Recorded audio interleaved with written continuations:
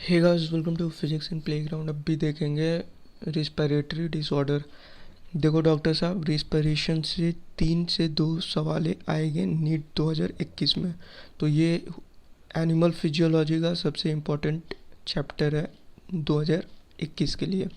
Because अभी सारा कुछ हुआ कोविड वगैरह, तो इसमें respiratory system, cardiovascular system, cardio में कम था। कार्डियोवैस्कुलर सिस्टम क्या होता है? कार्डियो प्लस लंग्स, ठीक है। टोटल को मिला करके कार्डियोवैस्कुलर। अगर वहाँ पे फंक्शन चलाना है, ईसीएमओ का यूज़ करते हैं और वेंटिलेटर यूज़ करते हैं सिर्फ रिस्पिरेटरी फेलियर में। सो रिस्पिरेटरी फेलियर देखने मिली है, इसलिए ये इम्पोर्टेंट है। 3 सवाल आएंगे, तीनों मैं करवा दूंगा। पहला अभी डिसऑर्डर देख लेते हैं।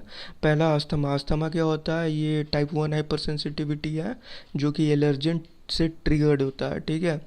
एंटीजन जो होती है ना, आईजीई के साथ बाइंड कर जाता है, मास्ट सेल डी ग्रेनुलेशन होता है। फिर वो उसके बाद क्या होता है कि जो आपकी हिस्टामिन होती है और इन्फ्लामेटरी मेडिएटर्स होते हैं, leukotrienes, LTB4, LTC4, LTD4, LTE4, ये सब रिलीज़ होते हैं, जिसके कारण क्या होता है? Bronchoconstriction. और ब्रोंको कॉन्स्ट्रिक्शन होता है तो क्या होता है? एयर वे रेसिस्टेंस जो होती है वो इंक्रीज़ कर जाती है और एयर फ्लो जब एक्सपायरेशन होता है डिक्रीज़ कर जाती है, ठीक है। तो टर्बुलेंट नॉइज़, पेशेंट को अगर आप देखोगे तो टर्बुलेंट नॉइज़, नॉइज़ी फ्लो होता है और वो एक आवाज़ आता है जिसे वीजिंग कहते हैं, म्यूज़िकल विस्लिंग साउंड, ठीक है। अब इसके लिए पेशेंट को क्या करते हैं? डायग्नोसिस से PAFR डिक्रीज़ कर जाती है 300 से 500 मिलीलीटर मिली 300 से 500 लीटर पर मिनट ये रहता है।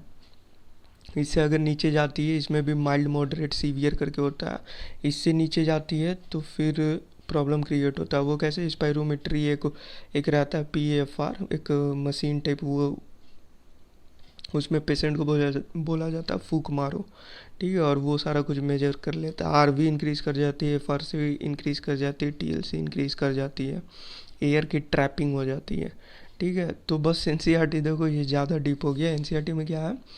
अस्थमा इतना इसलिए बताता हूँ बिकॉज आपको समझ में आ जाए चीज़ें है क्या। एलर्जी है, ठीक है, IgE वगैरह सारा इन्वॉल्व होता है, मतलब इम्यूनिटी से रिलेटेड है।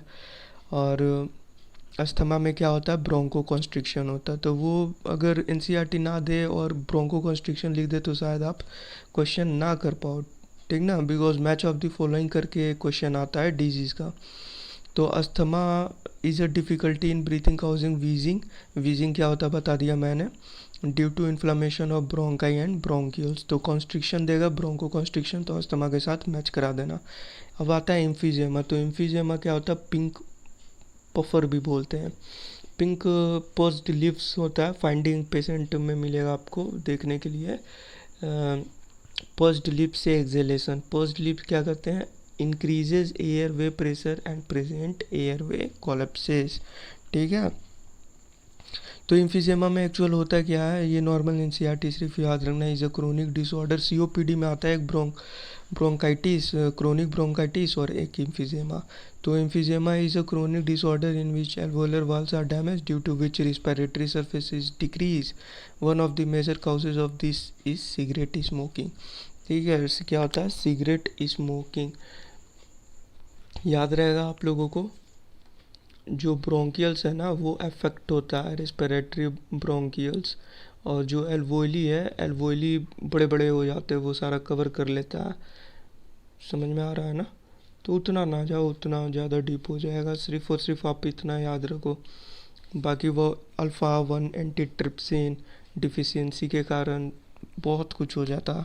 तो सिर्फ याद रखना कि जो एल्वोलर वाल है वो डैमेज हो जाता है, जिसके कारण रिस्पिरेटरी सरफेस डिक्रीज कर जाती है, और इसका रीज़न होता है सिगरेट स्मोकिंग। COPD का मेन रीज़न ही होता है सिगरेट स्मोकिंग। COPD किसे बोलते हैं? Chronic obstructive lung disease.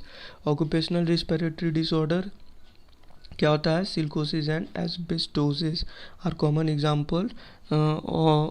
Example which occur due to chronic exposure of silica and asbestos dust in the mining industry. ये नॉर्मली ये ना सिलिकोसिस, ये समझ लो ये बहुत तरह के होते हैं, ये निमोकोनियोसिस का एक तरह से पार्ट है।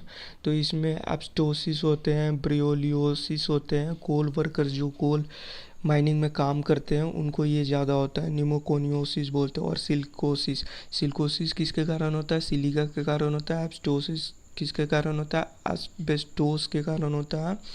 कोल वर्कर निमोक्यूनियोसिस किसके कारण होता है? कोल की जो डस्ट होते हैं ना, वो आप लोग पढ़े होंगे 2.5 माइक्रोमीटर से अगर कम हो, छोटा हो, तो वो पार्टिकल अंदर चली जाती है। अगर उससे बड़ा हो तो अपना जो फिल्ट्रेशन है वो फिल्टर कर देता है, तो उससे स्प्यूटम जो बाहर आती है। जो स्प्लिट करते हैं ना, जिन्हों दो तरह का कफ होता है, एक ड्राई कफ और एक प्रोडक्टिव कफ। तो जिनको कफ निकलता है ना, स्प्यूटम बाहर आता है कफ के साथ, तो उसमें जितने भी इन्फेक्शन और इन्फेक्टिव पार्टिकल्स होते हैं वो बाहर आ जाते हैं, अगर वो 2.5 या 2 माइक्रोमीटर से छोटा ना हो तो।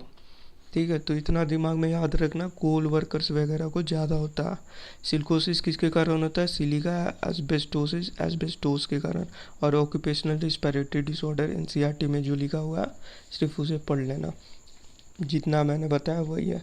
सो एक सवाल आपका हो गया, बाकी 2-3 सवाल है। एक को ऑक्सीजन डिसोसिएशन कर्व, एनसीईआरटी में कुछ दिया नहीं है, बहुत हल्का सा लिखा हुआ है, तो वो भी करा दूंगा NCERT. Plus Bohr effect, Haldane effect, chloride shift, ये करवाना है। तो थोड़ा सा बाहर जाएंगे हम, बिकॉज 360 आउट ऑफ 360 स्कोर करना है हमने।